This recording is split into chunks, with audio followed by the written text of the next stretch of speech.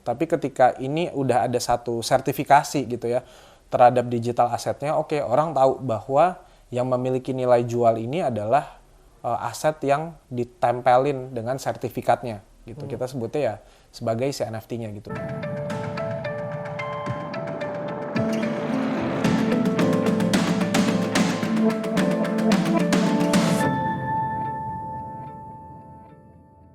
Hai, balik lagi di The Coin Conversation bersama saya Samuel. Hari ini kita kedatangan bintang tamu yang luar biasa. Ada Mas Jagat, CEO Mindblown. Halo Mas, Halo, apa kabar? thank you udah diundang ke sini. Boleh dong Mas ceritain sedikit nih backgroundnya Mas Jagat. Oke, background mungkin awalnya emang udah terjun ke seni rupa ya dari tahun 2016. And then punya marketing konsultan juga untuk market research tapi bidang kualitatif. And then ya sepanjang perjalanan sampai sekarang sih gue coba untuk masuk ke beberapa industri ya. Masuk ke beberapa expertise juga karena pada saat itu emang juga pengen explore sih.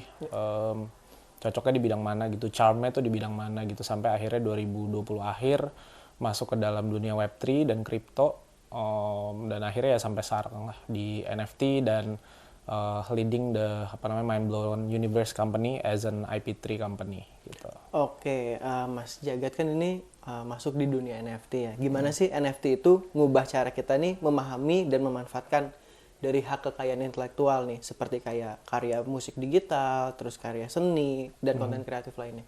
Oke. Sebenarnya kalau di Web3 itu kan kita ngomongin tentang ownership ekonomi gitu ya. Dari Web1 itu read only, di mana data itu provided and centralized dari satu company, terus masuk ke Web2 itu ada creators-nya lah ya, creators ekonomi, di mana dari user juga mereka bisa berbagi right the data gitu ya. Tapi yang menjadi permasalahannya sekarang kan people don't own the digital asset gitu kan, sampai akhirnya masuk ke Web3 gitu. Jadi sebenarnya hubungan antara Web3, NFT dan kekayaan intelektual itu sebenarnya kita menjalani sistem yang dualisme gitu. Karena ada perusahaan yang memang ngasih rights gitu ya ke NFT holdersnya, tapi juga ada yang enggak. Makanya itu sebenarnya dua sistem yang berbeda. Tapi kalau misalnya mungkin kayak di DAO atau misalnya ada project-project yang license-nya sifatnya mungkin CC0 atau mereka ngasih commercial rights, nah itu bisa berjalan gitu dengan NFT-nya. Tapi kalau dari NFT-nya sendiri itu kan kita ngomongin sebenarnya kayak oke, ada satu digital asetnya itu kepemilikannya ada di siapa, provenance-nya dari siapa. Dan kalau misalnya ada karya yang katakanlah misalnya gambar yang ada di Instagram gitu ya, atau misalnya kita ngomongin karya lukisan misalnya Mona Lisa gitu, siapapun bisa memiliki itu dan dijadiin di wallpaper gitu kan. Tapi ketika kita tanya kepemilikannya ada di siapa, kepemilikannya ada di Museum Louvre gitu kan. Semakin tinggi awareness-nya, semakin banyak karya ini tersebar, distribusinya, sebenarnya cultural value-nya itu semakin tinggi. Tapi balik lagi, kepemilikan itu ditunjukkan dengan adanya proof of the token gitu ya, berarti dari si NFT-nya itu sendiri gitu. Nah, jadi NFT ini sendiri yang kita sebenarnya fokusnya adalah untuk ownership dari si digital asset itu tersebut gitu. Tapi regarding the kekayaan intelektual dan segala macamnya itu balik lagi ke policy dari perusahaannya sih gitu. Oke.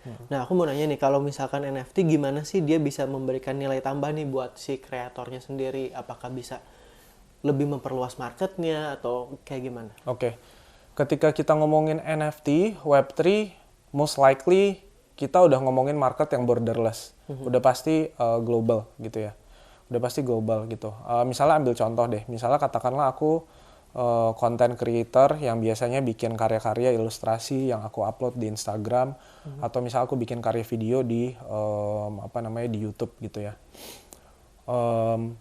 Ketika kita pengen menjual satu karya ini, sebenarnya kan itu data udah diupload di internet, siapapun boleh ngambil gitu kan. Tapi monetisasinya tuh nggak ada, karena orang tinggal mikir kayak click right and then save gitu kan. Tapi ketika ini udah ada satu sertifikasi gitu ya terhadap digital asetnya, oke, orang tahu bahwa yang memiliki nilai jual ini adalah aset yang ditempelin dengan sertifikatnya gitu. Kita sebutnya ya sebagai si NFT-nya gitu. Sebenarnya orang nggak perlu tahu gitu ya NFT-nya dan segala macam, karena itu sebenarnya kita ngomongin tentang itu back end technology aja.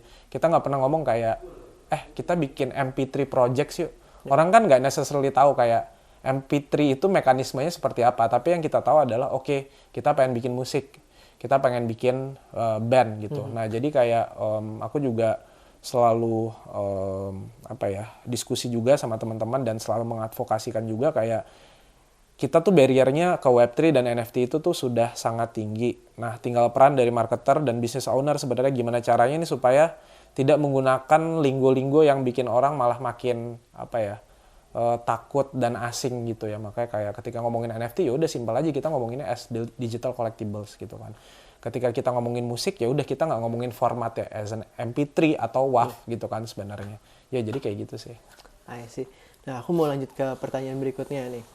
Kalau konsep kepemilikan kolektif yang muncul melalui NFT dapat menjadi solusi nggak bagi seniman dan kreator muda nih yang ingin mempertahankan kontor kreatif mereka sambil memperoleh pengakuan dan imbalan finansial yang ada?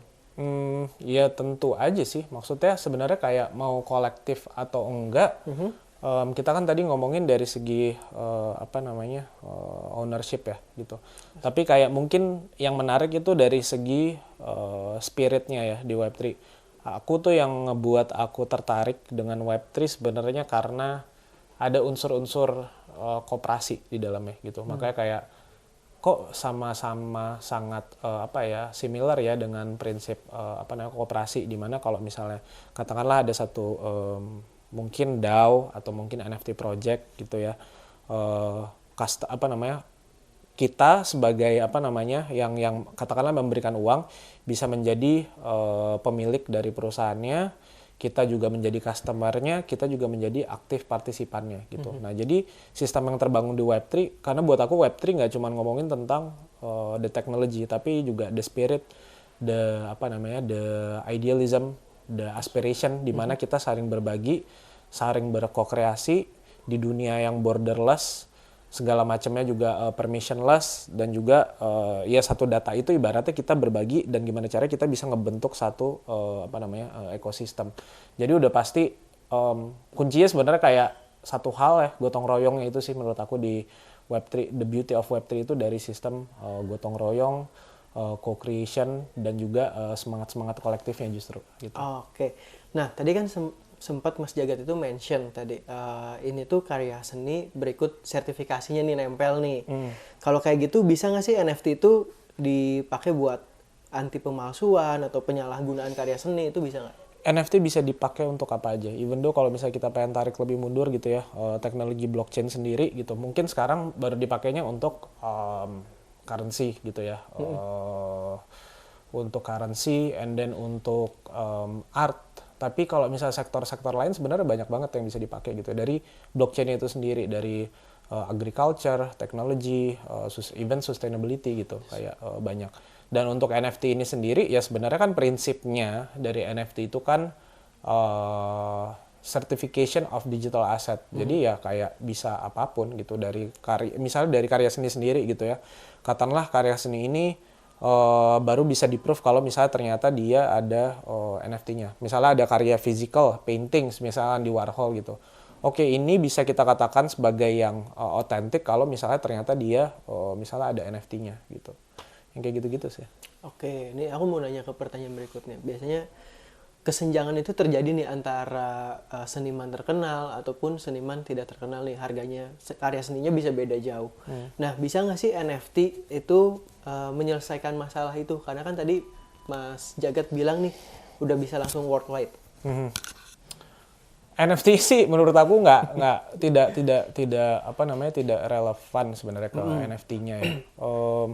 Tapi paling enggak kreator yang masih emerging atau masih kayak masuk ke dalam dunianya gitu, atau misalnya baru jadi seniman, paling enggak dia bisa memberikan reward kepada early supporternya dia sih gitu. Jadi itu juga yang menarik gitu ya, karena kayak misalnya katakanlah ada musisi gitu. Oke, musisi ini dia ngeluarin satu collection NFT gitu ya untuk fundraising untuk bikin satu album gitu. Nah, sebagai tanda terima kasihnya as a token of appreciation, mungkin dari album itu ketika udah monetize dan bisa ngasilin duit, berapa persen dari royaltinya misalnya bisa balik ke supporter mereka, ke fansnya mereka gitu. Nah jadi kayak ya tentunya NFT bisa ngebantu secara teknologi, tapi itu sebenarnya balik lagi mindset kreatornya itu seperti apa. Apakah dia memang mau berkreasi, apakah dia mau membagikan kuasa gitu. Karena menurut aku salah satu hal penting dari Web3 itu adalah willing gak sih kita untuk bisa berbagi power, berbagi kuasa dengan orang-orang, dan willing gak kita untuk bisa berkolaborasi. Karena banyak juga Web2 companies yang masuk ke dalam Web3 tapi mindsetnya mindset Web2 gitu. Dan itu yang sebenarnya menurut aku ngerusak. So the culture of Web3 itself, we already have the culture, and gimana caranya kita bisa mempertahankan culture ini gitu. Karena Web3 itu sendiri buat aku bukan isu ya, sebuah teknologi yang sangat-sangat progresif, dan mungkin untuk orang-orang yang progresif gitu ya di awal gitu sih. Oke, kalau di dunia NFT sendiri itu ada nggak sih tantangan dari hukum atau kebijakan masalah ini kekayaan intelektual mas atau kepemilikan gitu? Oke, sebenarnya untuk ini sih aku belum terlalu explore banyak, cuman mungkin banyak memang kita sebutnya tuh copy minting ya kalau di NFT atau di crypto art gitu. Jadi ada satu karya dari orang yang mungkin belum pernah masuk ke Web3, diambil, and then dia bikin itu sebagai collectionnya dia sendiri gitu.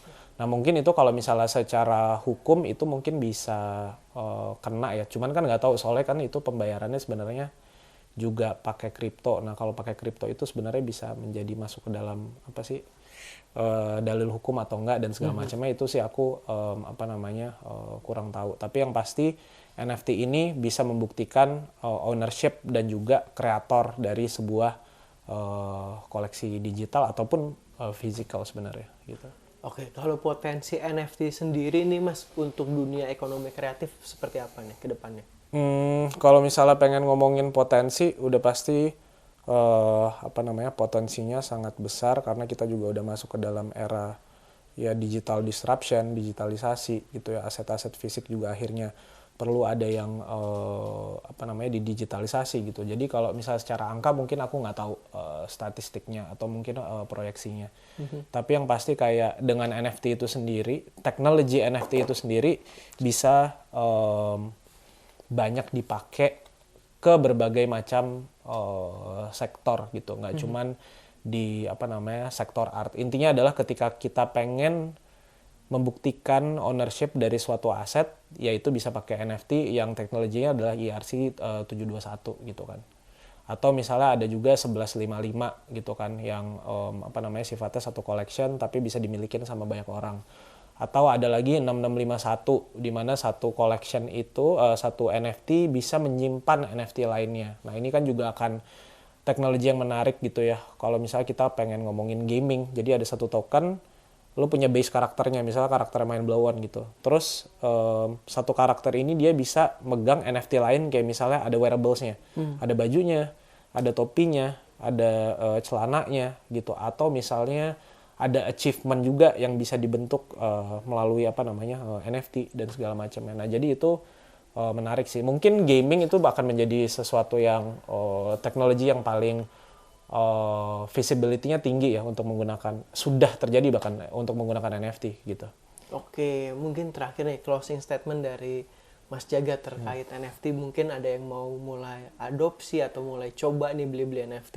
Oke. Ya menurut aku sih Web3 is the future, digitalisasi is the future, dan sekarang ini masih belum telat ya untuk kita bisa mempelajari NFT. Sebenarnya nggak perlu tahu, nggak untuk masuk Web3 tuh nggak perlu jadi orang tech sebenarnya, karena kayak simple, NFT itu cuman ngomongin tentang kepemilikan terhadap digital asset. Nah mungkin kayak marketers atau mungkin bidang-bidang lain gitu, tinggal ngelihat aja sebenarnya oke, kalau misalnya ada satu teknologi ini kira-kira tuh bisa dipakai untuk apa ya. Even kayak misalnya kita pengen ngomongin law gitu, dokumen, kontrak dan segala macam itu juga bisa di tokenize gitu kan, bisa di NFT kan, art bisa, property bisa, banyak banget gitu. Nah jadi Web3 is inevitable gitu ya, karena Web3 is here for reason gitu ya. Jadi kayak ya harus ngulik dari sekarang dan hopefully ya ke depan kita bisa bikin sesuatu sih dengan itu. Oke. Nah, jadi teman-teman bisa denger nih, nggak harus orang dari sisi teknologi, tapi dari banyak bidang juga bisa memanfaatkan teknologi Web3 sendiri. Nah, buat teman-teman yang mau belajar lebih lanjut tentang dunia Web3, bisa banget masuk ke grup Telegram atau Discord-nya Roxy. Nanti aku tulis di kolom komentar di bawah ya. Sampai jumpa di episode berikutnya, Saving Our Tomorrow. Bye-bye.